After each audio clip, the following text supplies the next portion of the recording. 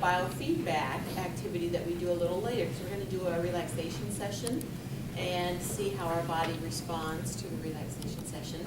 So go ahead and find your pulse, either your radial pulse, right here at the base of your wrist, or your carotid pulse, right up here in your neck. And if you can't find it, let me know, because I can help you with that. But this gives you a nice starting point as we start talking about operating with peak energy. Okay, everyone's got it? Okay. So I'll time you, I'll let you know when to go, and I'll say the word begin, but that wasn't it. So, begin.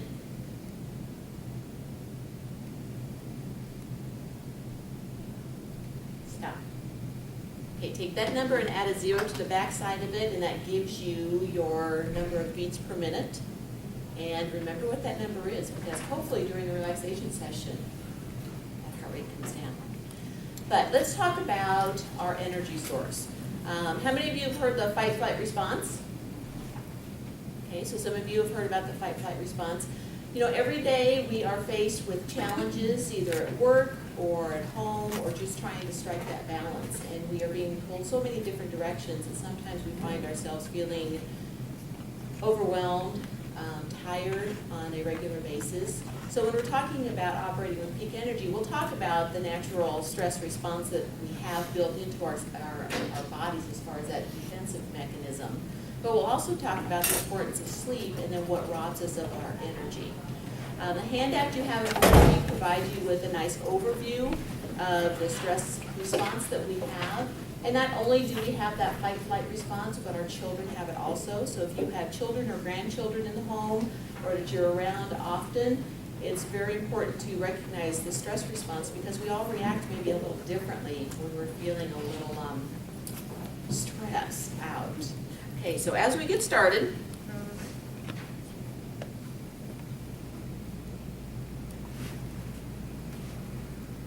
Oh, isn't that one? I mean, click the arrow. Oh, there you go. There we go. Think about where your energy is going. And you can see that the example shown provides you with a great visual as far as carrying that extra weight around with us. But think about your morning routine. Think about what you go through for your morning routine, and also family members.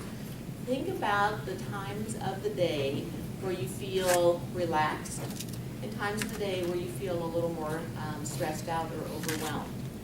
So, looking at balancing those family needs, personal relationships and finances can really play a role in some of our energy sources. And then overcommitting, we kind of have a tendency of doing that. So we're trying to fit too much into a given time period, and then that causes us to be stressed out and feeling overwhelmed. If you're driving into work, even if it's across town, it can take a good 30, 45 minutes, just depending on the weather conditions and the traffic. And looking at striking that balance. And sometimes we just can't turn off our to-do list in our brain, and sometimes that robs us of our energy. So we're going to be zooming in on some of these key examples. So that fight-flight response, sometimes you feel like you're stuck, and then how do we get out of it? So with that fight-flight response, looking at your educational handout, there are some physical and psychological changes that happen when we are in these situations. And these situations vary as far as our reactions from person to person. The condition of the fight-flight response is in all of us. How we react to it and manage it is individualized. So with that fight-flight response, it throws your body into an alert state, so you're preparing to either fight and take on that situation, or to run from it as fast as you possibly can. So a couple of examples. We were just coming out of the winter weather. Even last week when we were driving from work, going home with the sleet and the snow that was happening, if you go to apply the brakes and you're on ice and snow and there's no grip and all of a sudden your tail's spinning, that's going to throw you into that fight-flight response.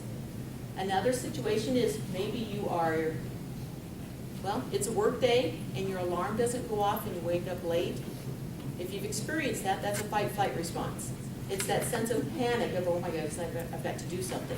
Another would be is if you get that notice that a check is bounced from your local bank. That would be a fight response. That's not allowed here.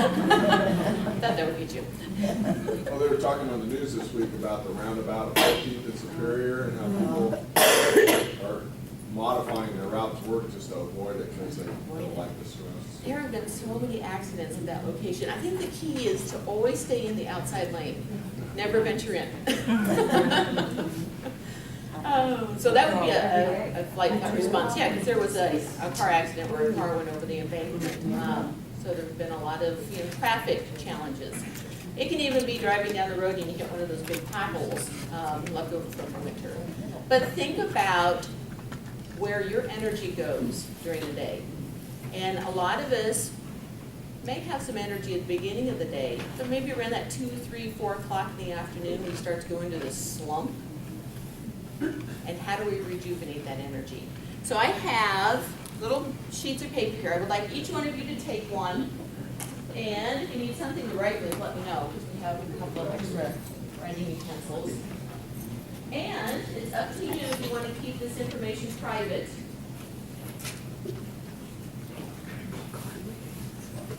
So this will help zoom in on what some of your stressors are.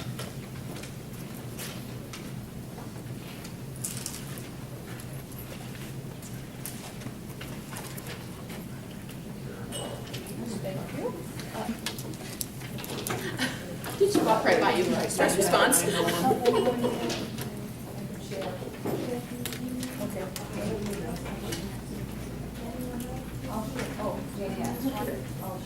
Find the flat, I can't put these pieces of paper apart. Does everyone have a blue piece of paper? Okay. On the front side, I'd like you to write down times of day when you feel like you have the most energy. Are you a morning person, a night owl? When do you feel like you have the most energy, when you are most productive?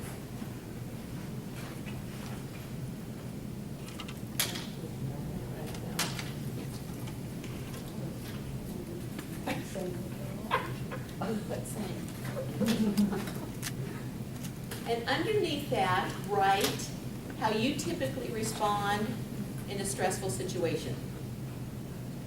Do you avoid the situation? Do you become anxious and angry? Do you become more verbal and maybe communication style changes? You become more direct and to the point? Do you practice relaxation techniques? Do you take a deep breath? How do you currently manage those stressful situations? All of the above. That would be Another way to look at it is how do you react in that stressful situation, or what do you do to manage your daily stress? Some people will exercise. Exercise is a great way to break that stress cycle. Now on the flip side, take a moment and write down your stressors. What puts you in that fight-flight response? Is it expectations placed upon you or your own personal expectations? Is it that you feel like you have too much to do in any given day, that you're trying to balance too many things? Is it a family member is sick and you're concerned about the family member or the passing of a favorite pet? Is it the sun isn't out enough? I mean, there's different reasons that trigger us into that fight-flight response. And again, if you want to keep this more private, then just cover it up or write it in code. Relationships also play into the stress response. And that can be relationships at home, that can be relationships with coworkers that throw you into that stress response.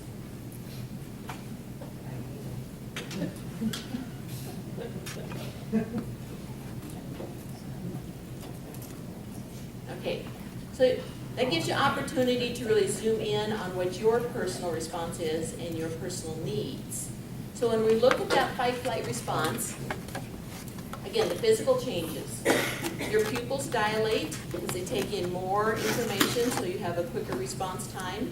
Your hearing increases as far as it becomes sharper so that you can hear more information.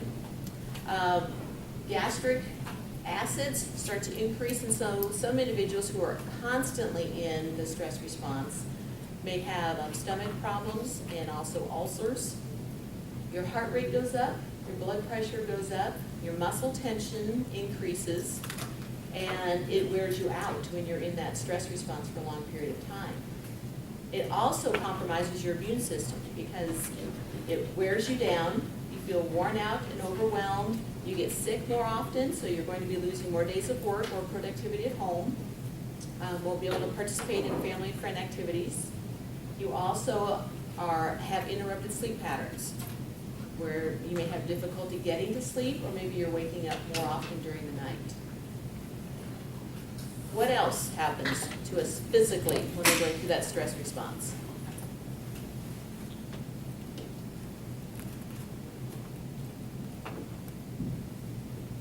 I put them in a stress response.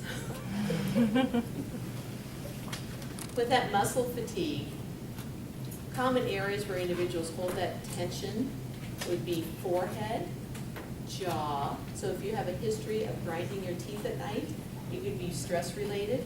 And some individuals will use a bruxism brace to help keep their jaw in a secure position so that they don't endanger their teeth. Your neck and shoulders, and if you suffer from headaches often, or you have migraine headaches, when you're in that stress response, it increases the intensity and the frequency of them. There are other things that can throw you into that stress response or into like the interrupted sleep patterns. Again, it's the worrying and not being able to turn off the thought process. But if you were drinking a lot of caffeine during the course of the day, that caffeine can impact your sleep as far as getting to sleep, and it also interrupts it. Sleep partners, and that can be humans that you're sleeping with, but also animals if they're in your bed. If you have youngsters at home or babies, there's a lot of things that can interrupt your sleep. And it's in that deep sleep, that REM cycle, that rapid eye movement cycle, where your body is in a paralyzed state, in a state where it's rejuvenating and building up energy for the next day. So if you are outside of that REM sleep cycle, you're not getting the benefits of the sleep. So think about what we do on a daily basis that interrupts our sleep. Tobacco use is also a big one because of the nicotine. It's in the tobacco. Alcohol, I've heard individuals say that I can't get to sleep, I'm gonna have a drink, and it helps them fall asleep. Actually, alcohol is the reverse. It is a depressant in the sense that for a short time you feel tired, maybe 20, 30 minutes after a drink or two, but then it starts to metabolize in your system and it breaks out into sugars as far as the digestive process, and it starts to interrupt your sleep pattern. So if you've had a beverage, an alcoholic beverage, an hour or two before going to bed, then it can interrupt your sleep.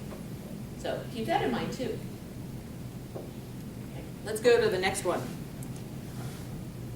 Things not always are going to go our way, but how do we manage that? And some of the expectations that we place on ourselves can set off that fight-flight response. If we have scheduled too many things into our day and we're not meeting that to-do list, we get frustrated at the end of the day, and then that carries over into home life, and it just robs us of our energy. So how do we better manage our time? If there are things that you can avoid doing them without impacting daily function. Think about those around us, that if they cause us to go into a stress response, to minimize contact with them for a while so that you can rejuvenate your energy. Looking at, as far as that to-do list, what has to be done? Prioritize what needs to be done. Things that need to be done today, put an A by them. Absolutely have to be done today. B's are next as far as what can be accomplished after the A's are completed. And usually A's, as far as those top dogs that need to be done, it's maybe 1, 2, or 3 items. and then the B's come into play. And once you get the A's done, then the B's step up and you shoot for 1, 2, or 3 things that you can do. And is your energy level the same from day to day? No. It changes and it fluctuates. That's why the exercise as far as writing down when you feel like you're most productive, that's when you're going to want to tackle your A list. So if you're a morning person, your A list, you want to try and accomplish between like 9 and noon. Even 6 a.m. and 9 a.m. It's just depending on what time you get up and get to work. If you're a night owl, you're going to be more productive in the later afternoon and evening hours.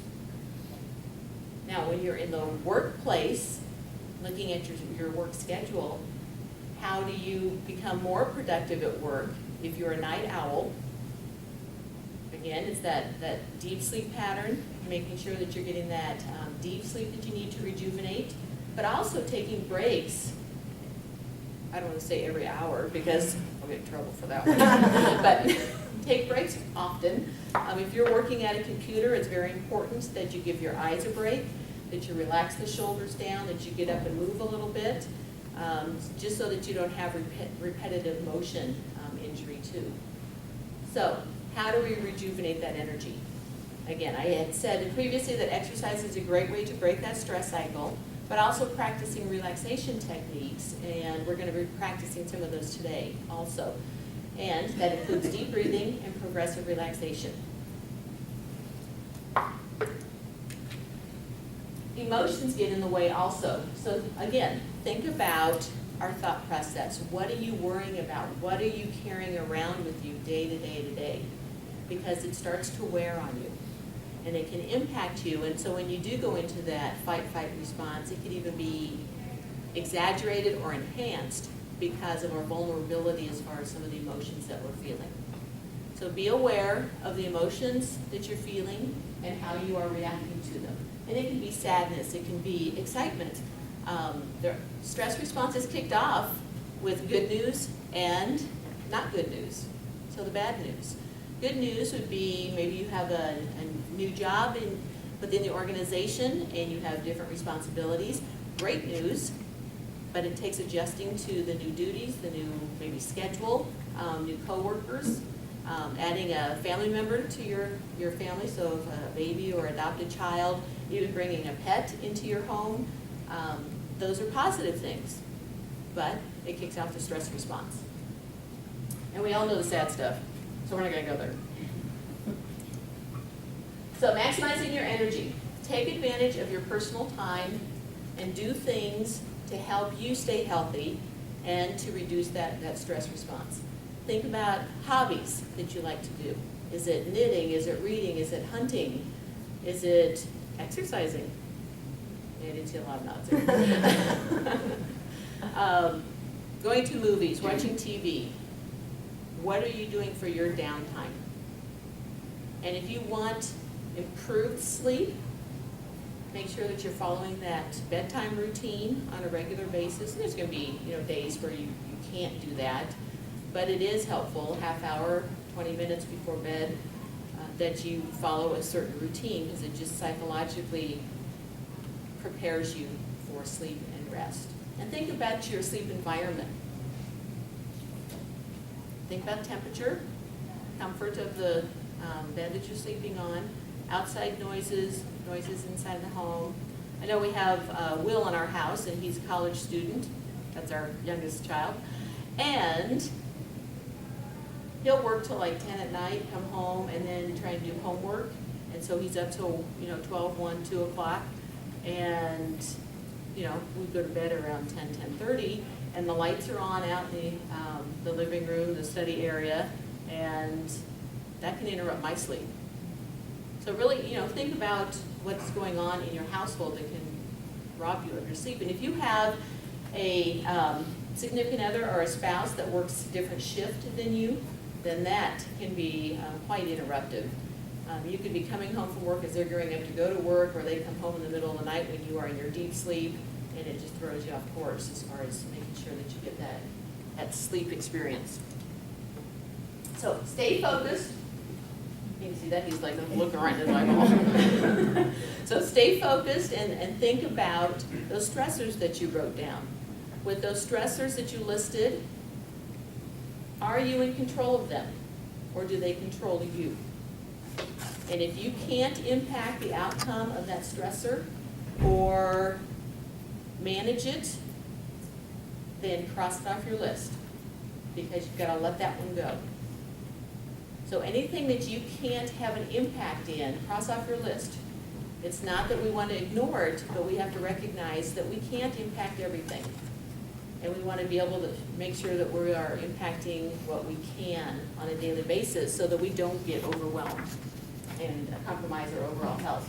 So always take time to smile. Sense of humor is fantastic. Hang out with people that have sense of humor, that like to play practical jokes safely, like practical jokes. Watch comedies, read funny books. Just have a good laugh, have some fun, and enjoy that downtime.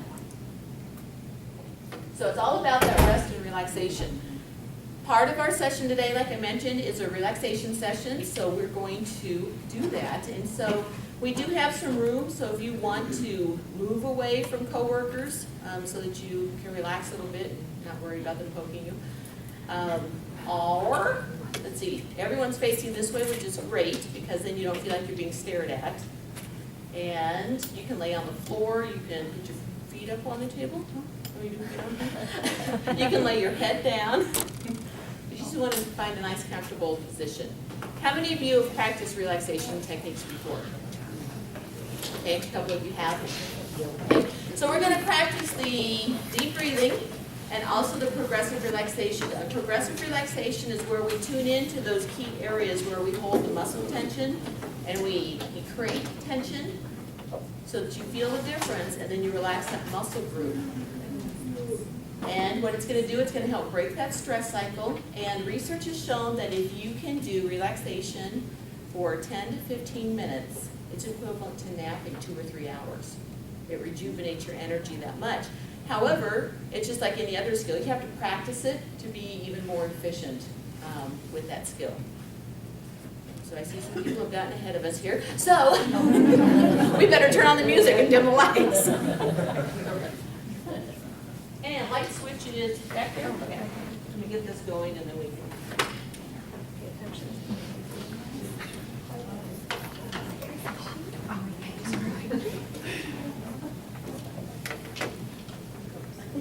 So you'll hear some ocean sounds, and then it'll start in with some music. Make any adjustments so that you're comfortable. And if you wear glasses, you may want to slip those off because you have pressure points across the bridge of your nose and behind your ears.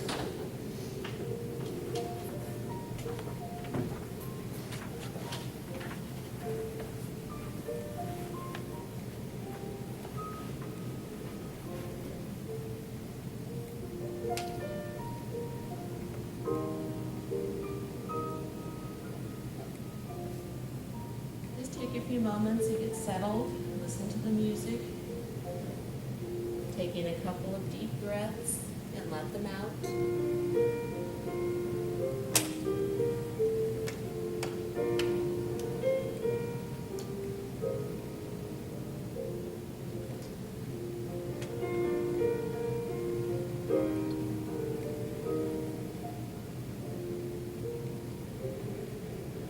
As we begin, I would like you to count each of 4 deep breaths to yourself.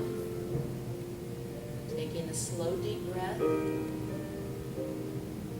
let it out.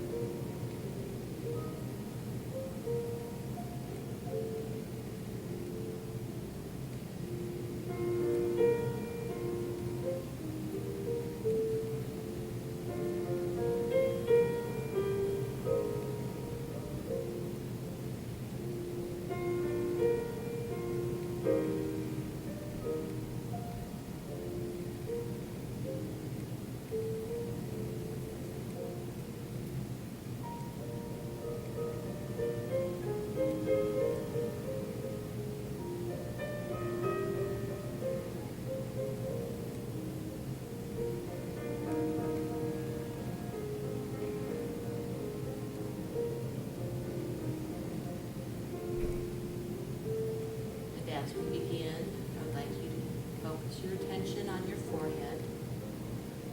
Become aware of any muscle tension that you may be holding. To help reduce muscle tension in this area, gradually lift your eyebrows up and hold it. Hold it. Feel the tension increase.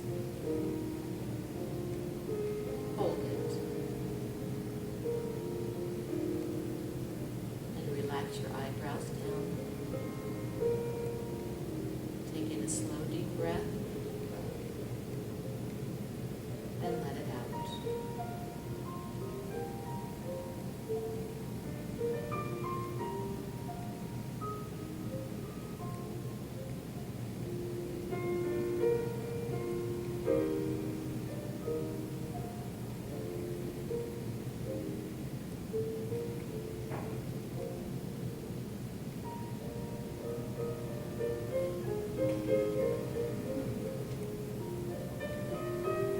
Gradually you direct your attention to your jaw.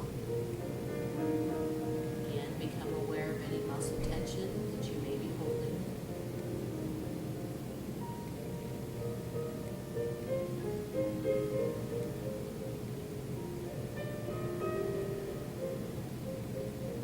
To help reduce the muscle tension across your jawline, slowly clench your teeth together and hold it.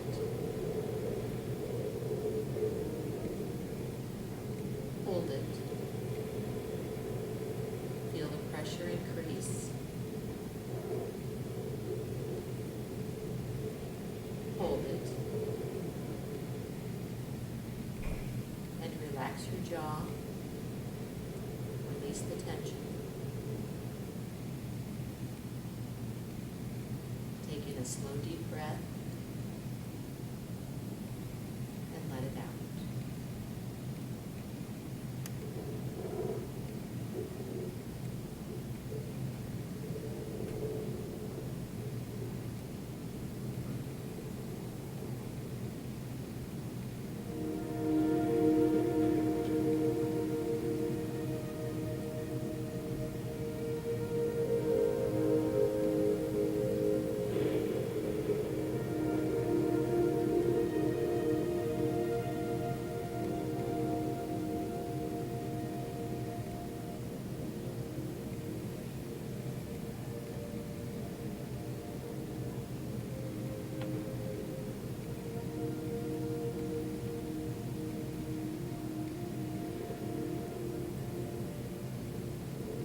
Slowly move your attention to your neck and shoulders. Become aware of any muscle tension that you may be holding.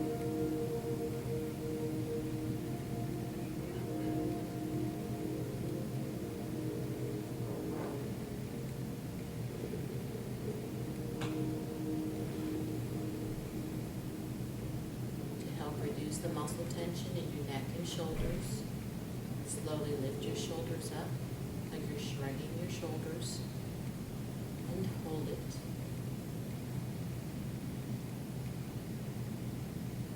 Hold it.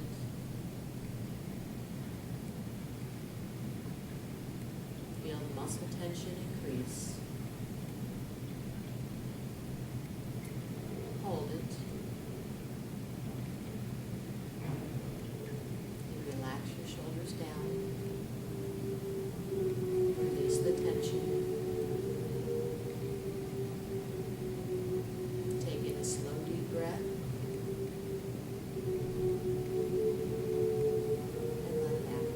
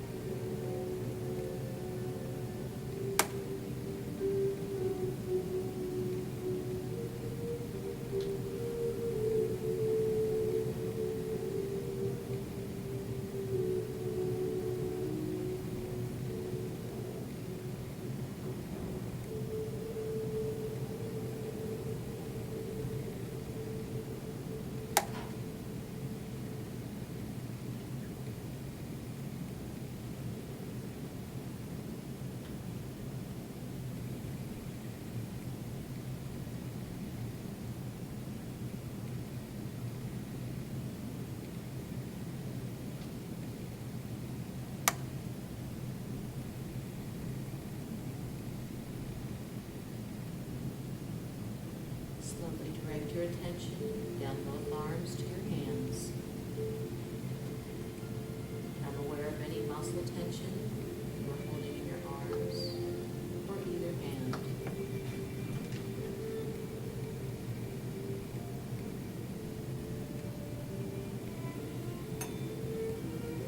To help reduce the muscle tension, begin to make tight fists with your hands and hold it. Hold it. Feel the muscle tension and pressure increase. Hold it.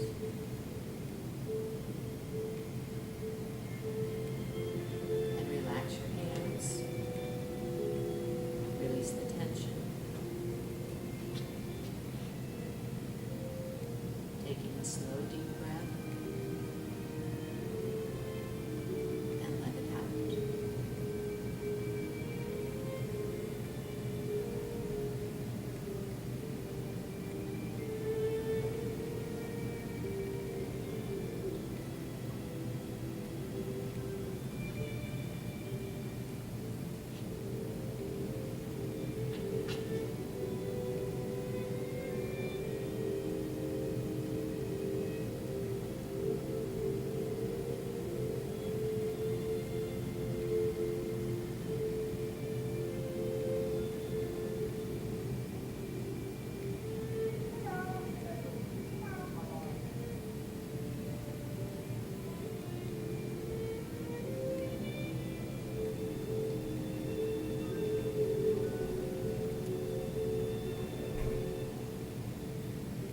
Slowly direct your attention to both legs and feet.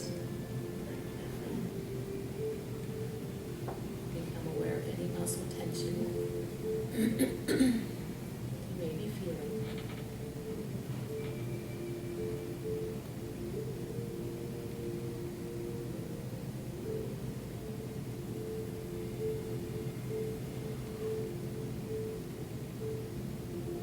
To help reduce muscle tension in your legs and feet, keeping your heels flat, point your toes towards the ceiling and hold it.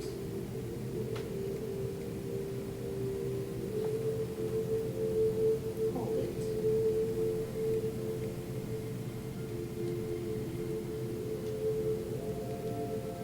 Feel the tension increase.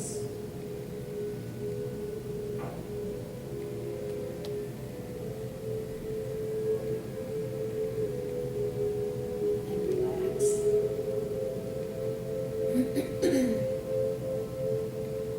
Release the tension.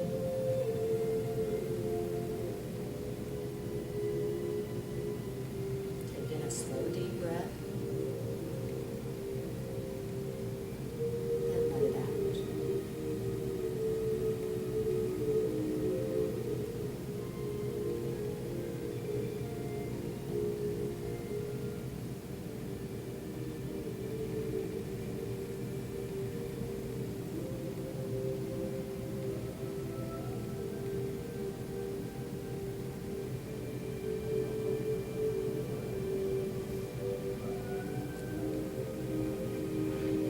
Focus on your breathing. Be aware of each breath that you take in and release as you listen to the music.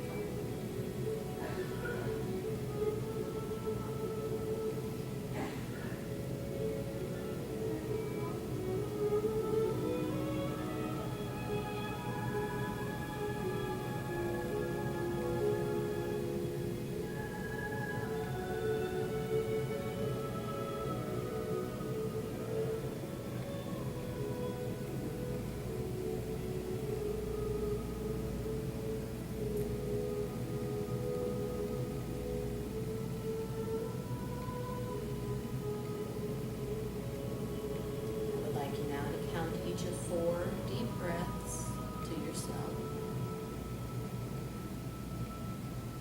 And as you finish counting the 4th breath, become aware of the noises inside the room, outside the door.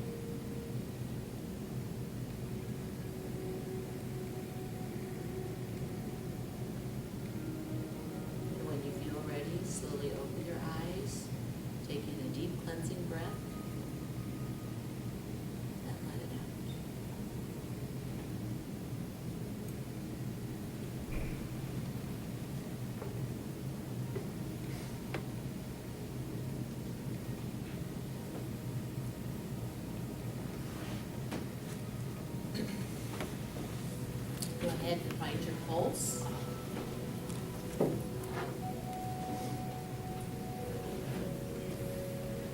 I'll let you know when to start and when to stop.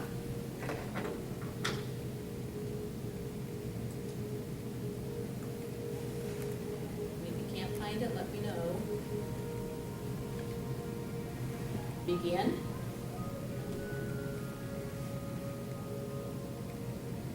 And stop. So we took a heart rate before the relaxation session as we began the session. Did you see any changes?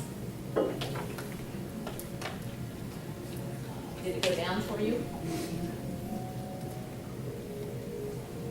So what we did is we practiced the deep breathing and then the progressive relaxation. And the progressive relaxation is a great relaxation technique to use if you have trouble getting to sleep or if you have trouble getting back to sleep if you awaken during the night. It just gives you an opportunity to refocus your attention and zoom in on those areas. And usually by the time you get to your hands and legs, you're back to sleep. And that's a great relaxation tool and skill to teach children in your lives so they can better manage their stress response. We're each unique individuals and we react to things a little differently, but when we are feeling overwhelmed and like we are pulled too many directions, our communication styles change and we just become more flippant, we become more agitated or irritable, more direct, and we may not be softening that message like we typically do. It could also be that you forget to tell certain people important details because you're in that stress response and your reaction is to get things done now. What you're trying to do is to avoid getting to that point where you blow up. And some personalities, there's different types of personalities, and there are individuals that can, blow up in your face, and their stress is fantastic, and as far as they're feeling better. They've released that energy, and they're just feeling better, but you're the recipient of that message, and your relaxation has gone out the window. Your stress level goes up. So just be cognizant of how communication changes. When I worked at Brian LGH in cardiac rehab, and it was years ago, but it was wonderful relaxation environment. It was the soft lights and the recliner and the mats and the warm blankets, and that is a wonderful environment. But is that reality? No, we're too busy. And what's going to help you is to pay attention to your breathing and the position of your shoulders. When you're relaxed and not feeling overwhelmed, your shoulders are relaxed. They're in normal position. As you become more and more stressed, those muscles tense up and you're holding more muscle tension and your shoulders start to lift up. So you can help yourself during a work day or when you're at home. Think about where your shoulders are. Because if you're feeling agitated or overwhelmed, they're going to be up here. Just make sure that they're down and relaxed. And you can take a deep breath. Deep breathing you can do anywhere, and it's almost built into our bodies because your breathing changes when you're under stress for a long period of time. You go into that shallow breathing, and so you're not using your full lung capacity when you're breathing. So you may be yawning more. You may feel lightheaded when you're in that stress response. So to break that stress response, do the deep breathing that we just practiced.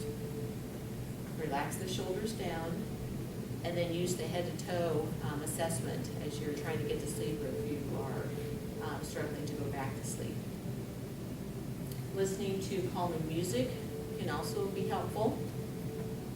Just kind of brings that energy level down a little bit. Lighting can also be helpful. I know in the workspace that I have, I share with another person, and I do have the capability of turning off the light and opening up the blinds. So you have natural light versus brighter lights. And that can help as far as bringing that stress level down. Now in your work environment, you may not have that ability or the control in doing that. So sunglasses coming. But think about how you can practice relaxation techniques. I would say 2-3 times a week would be fantastic, if not daily. Again, don't want to overwhelm by adding in another component, but just stop yourself when you're in those moments, because we've all been in those moments and how challenging it can be. So deep breathing, and then the progressive relaxation and the shoulder check can help you break that cycle. As far as CDs or music that work really well, this was more of a healing sound, so you had some nature sounds as far as the thunderstorms and the ocean, along with some music. Stephen Halpern is very good, and that's more of a piano sound, or bamboo flute. It's very soothing. And you can find a lot of the relaxation CDs on YouTube, iTunes, or you can get them at Shopko, Target, Walgreens, any of those places. So your challenge is in the next week is to try and use the relaxation techniques a couple of times to see how it works and if you can fit it into your busy lives. It's going to make a difference. You're going to feel more energized, you'll feel more rested, and it'll boost your immune system so you don't get sick as often. So any questions about the fight-flight response, the relaxation techniques that we practiced, because there's others also. It's meditation, where you kind of have a 2 or 3 word chant or positive message that you repeat mentally when you're doing relaxation, or imagery, which is more abstract, and that's where you place yourself in a non-threatening environment, maybe one of your favorite vacation locations, where you just feel at ease and there's no demand on your time and energy. So it's partnering all those together, but the basic ones to get started would be the deep breathing and the progressive relaxation.